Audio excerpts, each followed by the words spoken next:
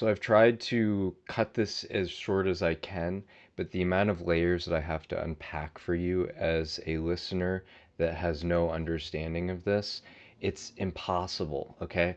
Um, I'm like 6 years in to the lore, and trying to explain that to someone in a short amount of time is really, really hard. What's happening on these fresh raids is I play with a lot of these people. I know a lot more of background than some others, and I wanted to try and give you some of that.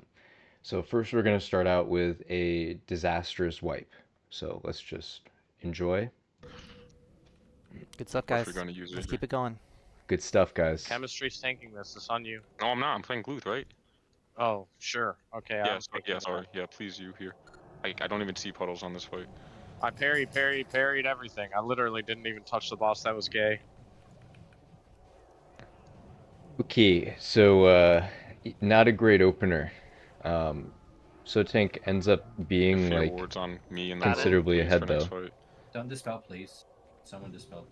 Yeah. Watch out Only behind us, right? only illegal mechs dispel.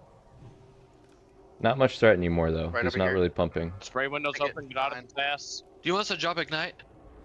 We Whoa. have slime. Yep. Yeah. Nice. Oh shit. my god, dummies. Hearth, How did this Petri. happen? What the fuck was that? How did this happen is was right. Ignite. So it was Ignite is the answer. So unfortunately that raid is cooked. They wiped. What's cool though is they came back and they ended up killing more and more bosses, and they wiped on Sapph, called the raid, but they have a second raid day. And having that second raid day is the biggest advantage that a raid group can have to be able to clear Naxx right now.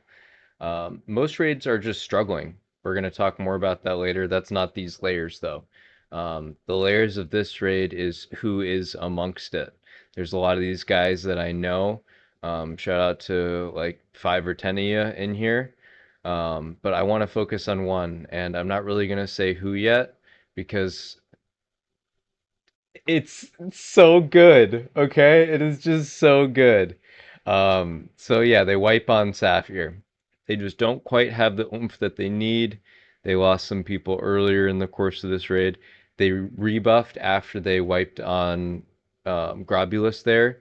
So you see how they don't have what's it called? DMT here. They just have hour buffs and a set of head and heart, and it's just not quite enough oomph. They needed more practice, needed more coordination, and getting multiple air phases is just a death sentence. So, Ripperino, they often are also not having a full raid. That's one thing I notice about these guys consistently.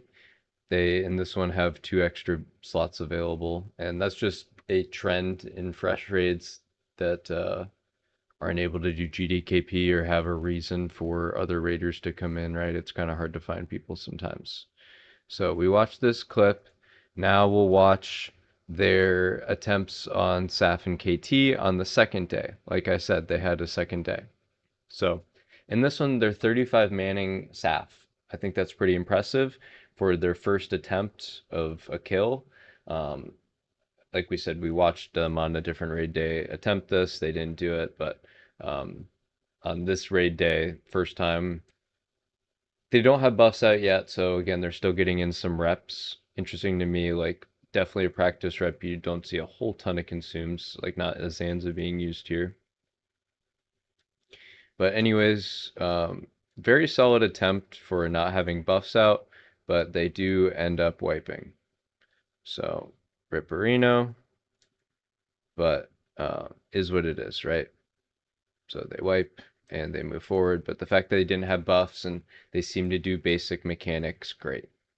So now they're going to take their buffs out after a little bit more prep, like 15-20 minutes. And this is a lot of downtime, right? When you think about it, BWL speedruns were 15 minutes, including phase 1. I know not including phase 1, it's like 12, 10, whatever. But MC, same thing, right? AQ40, 25 minutes. So these raids are really quick in comparison to the amount of prep that is having to go into this new prog. And just think about the amount of time and resources that you could benefit from doing other stuff. So it's rough, but people want these items. These are the most desired things because they're hard to get. Not a ton of groups are killing Sapph and KT yet, even after a couple weeks. Wink, wink. That's kind of what we're talking about, right? So these groups are filled with people that have rank 14 gear. They can have as many buffs as they want. Pretty optimal comp, but these things aren't still super easy. World buffs do make it a lot easier though. In this comp here, they have a priest for every group and basically a paladin for every group too. Makes it a lot simpler. So in total, these guys I think are like 13, 14 healing. Much more comfy that way. So they end up killing it. They have a really nice clean kill, and that's going to set them up for KT to be better also. And great, that's how you want to do it. Very clean, 0 death Sapph. So now they're set up for a good KT. They did Boon, and they got 1 practice round. So they got to the second or third phase, whatever you want to say, for KT, where the ads are spawned and they're doing the shackles and stuff, getting it down to 17% without buffs. Very, very solid. So again, now to save time, they're going to pop the buffs that they have and go for a real attempt. Again, this is really different from the 2019-20 version of Naxx that didn't have boons originally. The way that groups are able to progress with having 1 or 2 practice attempts and then taking out the buffs is just a totally different meta. And for a lot of these groups, it does work. But the reality is it just took them an hour to do 2 bosses, right? If they're more confident, they could do it in 15 minutes, but they need to prep. But that's what happens when you're doing Sapph and KT for these first couple times. And again, 35 manning it, or 36 manning it now. Looks like they do have a 36 person in here. And why is that just a trend on Fresh? There's just less incentive, right? In GDKPs, typically you're going to have an easier time filling a 40-man raid if people know they're going to get paid, or in other loot incentive formats where there's like DKP or stuff. Or the problem is that in these loot council raids that only have 8 to 10 weeks left of Fresh, where people are not going on to TBC, the loyalty just starts to get in question, right? Like I said before, a lot of these guys are Arab players that have reputations and are going to be over on that other server, so that's partly why they stay and are part of groups that stick around. But it's just harder to find new people. As weeks go on, it's not going to get a whole ton easier, besides the groups that are actually killing KT. The groups that are seeing progression and making progress, other quality raiders from the other struggling raids are going to merge.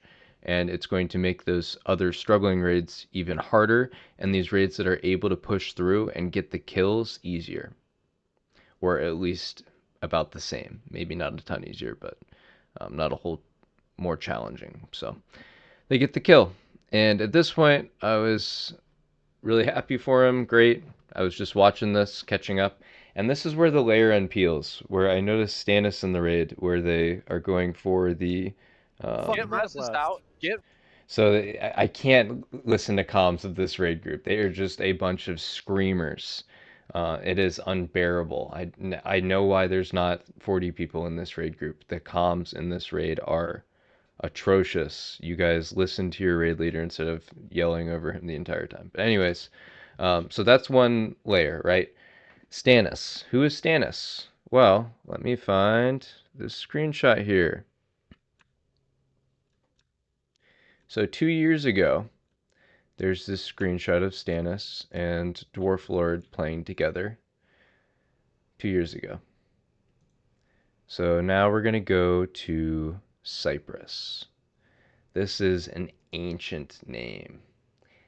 If you know my history, I have a long series talking about the start of Era back in 2021, Whitemane.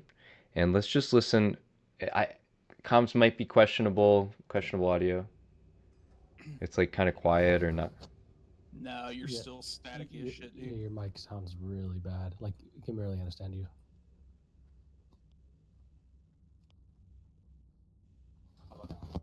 How about No, it's now? still bad. So yeah, I don't know how well you can hear it, but that's Sardinus. So Sardinus is Stannis, okay? And Sardinus's background, to give him the credit, he really is the true king of Era, all right? He was just in the right spot at the right time. There was some initial guilds appearing on the first couple weeks of hardcore, or sorry, not hardcore, White Mane at the start of 2021, like June, July-ish, and Hadri, I think Hadri was his name, I think, and maybe a couple other people that were like loosely forming, getting some groups together, and ultimately Sardinus ended up being the raid leader, or sorry, the guild leader of Legends, and Legends never die. That is the true uh, quote.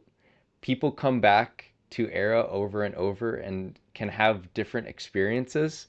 And Sardinus maybe was like a little bit too loose in his structure and maybe was looking at some guides while he was trying to raid and stuff like that. There's some questionable abilities, but the reality is that he showed up and he was there. And that is the magic of the fact that we look at Stannis here, and he has a KT kill because he was able to be part of this raid group here that killed KT for the first time on Monday, October 20th.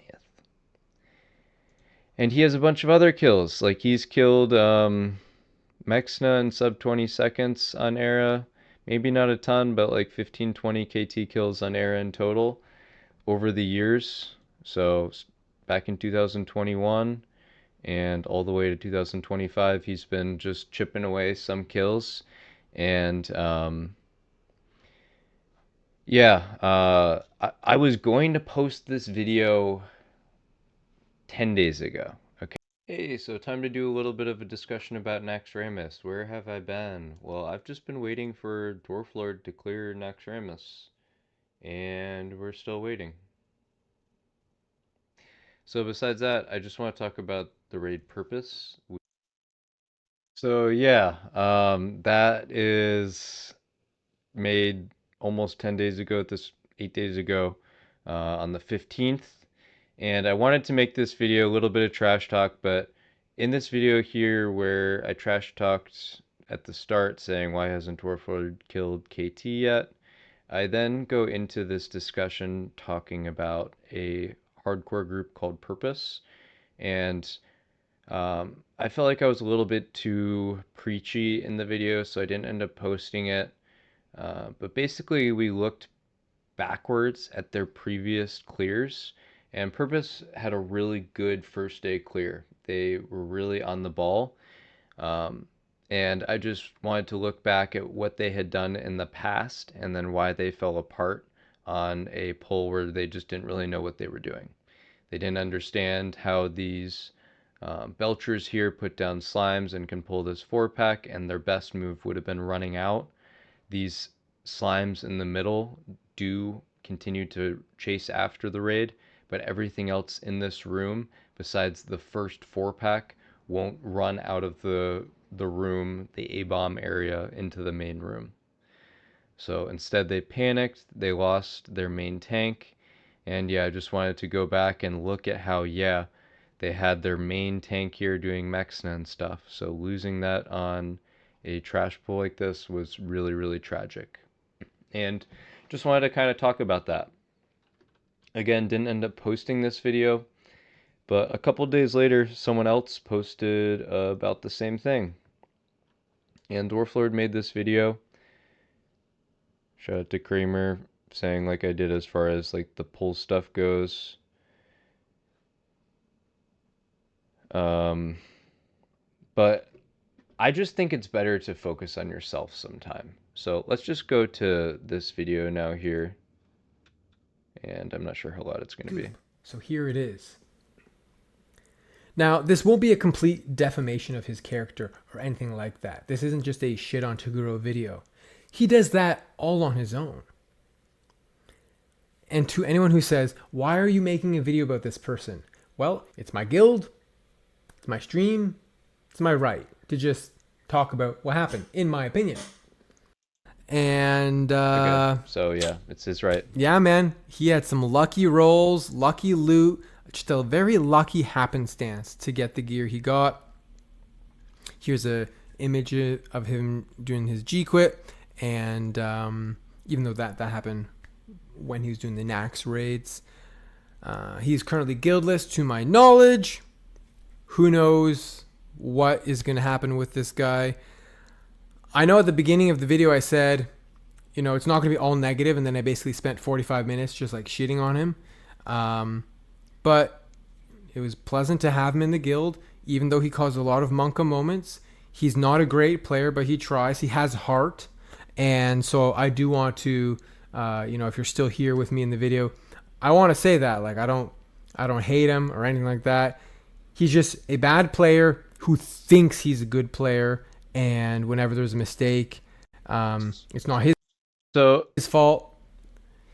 He caused a lot of issues in our guild. I could let him go and go and go, but I just wanted to take you on that journey. So if you didn't know, Toguro, this guy that Dwarflord talks bad about for 45 minutes, that's Stannis, okay? So I just wanted to take you on that journey of through some experiences of how it goes in World of Warcraft, where yeah, like you can get lucky, you can get Thunder Furies. We didn't really go in. You're just gonna have to watch this video. Dwarflord just kind of talks about how bad Toguro is for 45 minutes. This guy that he gave Thunder Fury. But like, why didn't the Dwarflord know better, right? Like, as I showed in this screenshot here, he played with Stannis back 2 years ago. Like, you have to know your raiders, and if you're gonna trash talk this guy for being a bad tank, like, to me, it's just content for you to be able to talk about someone that you know isn't that great, in your opinion. But this guy that you know that isn't that great, he got a KT kill before you did, okay? Like, I've been waiting and watching on the Dwarflord stream. He got owned by the Four Horsemen bug this week, and their raid was having their best pace that they ever were. But the reality is the 3 weeks before that, they hadn't killed KT either, right? If we go to the Dwarflord here, still waiting. He's got some really nice parses on mechs, not good for him there with that 99, but unfortunately missing some other kills. So I think that they will come soon, which is partly why I'm making this video now. But I made this video a week ago and never posted it because I didn't want to be too mean. But yeah, I just want to talk about how it really is just about showing up a lot of the time. In Naxx, you need 40 people. Maybe not if you're part of Sardinas's and Toguro's raid that are able to do it with 35 people. But I'm going to tell you, Dwarflord's going to need 40 people. And in a 40-person raid, you might not always have the best people. But I would encourage you, and what we're all bringing this around to, is positivity. Maybe that's hard to do when we just watch some negativity, but I think it's really important to just, as a raid group, work together. And that's kind of my takeaway from the Toguro hate video, is that it's all about banding and being against someone and saying how bad that person is. When why can't it be lifting each other up and working together?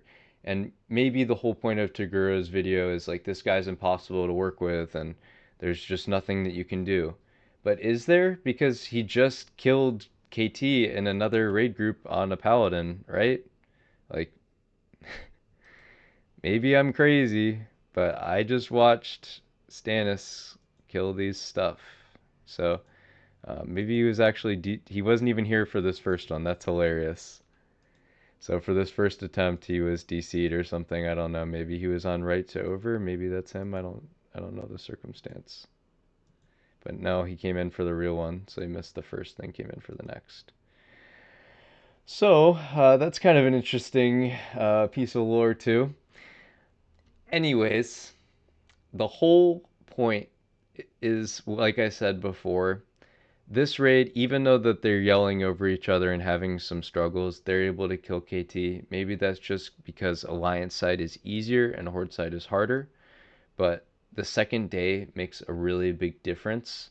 That's probably like the hugest takeaway. Dwarflord definitely would have killed KT at this point if they had a second day and really just pushed it down. Instead, they're doing an ult raid. So I see the value in that. But at this point, not many more chances to get KT swords. People really want that THC on Horde side in particular. So good luck out there. And I just think it's better to look inward and rather than try and push down other people, look at yourself, at how you can do better. We're going to try and do that more and more with some of these videos here soon, looking at how groups can go farther, kill more bosses, have more efficiency, because I really think the fresh raid groups have a lot of potential. Some of these groups are already almost reaching the same potential as the best ever, while a lot of groups are nowhere close. So what can we do to get there? That's going to be what we're going to talk about. But in the meantime, good luck and GG's. And yeah, just be a little nicer to each other. Stannis is killing KT. Toguro can kill KT. You can too.